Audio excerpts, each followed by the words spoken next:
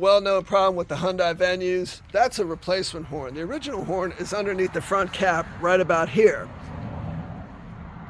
And after 3 replacements, a Hyundai dealer said the horn no longer works in my car. They put a new one on and it doesn't work, so they're trying to claim that it's something other than the horn. Well, we traced it all the way down, put a meter on the connector to the original horn, which is a proprietary connector, 12.42 volts, and steady volts, no bouncing. Looked at the ground, looked at all the wires, and since there's a known problem with these Hyundai's horns, they're trying to get around a recall by simply replacing the horn and extending the warranty out to 120,000 miles. So I went to the dealer.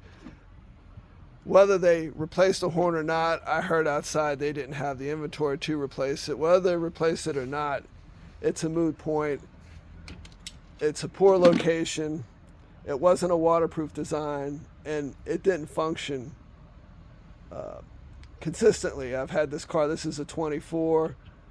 Got 86,000 miles on it. So the original plus 3 replacements. Finally going to relocate it right here, right upon the top right here. This is the aftermarket from Amazon. You get 2 of them for $12 with taxes like 13 and change. And you got a low and a high. I'm only going to hook up the high, 3.5 amps. It runs off a 15 amp fuse. And I've already tested it. It works great. We're just doing the final wiring, and we'll do that in the next part of the video. But everything worked from the steering wheel.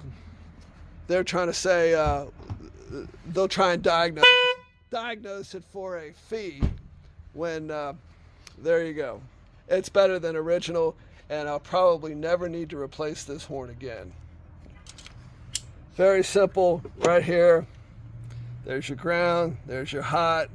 And it was spliced in here and down into the original. I left the original connector on the lash replacement horn down there.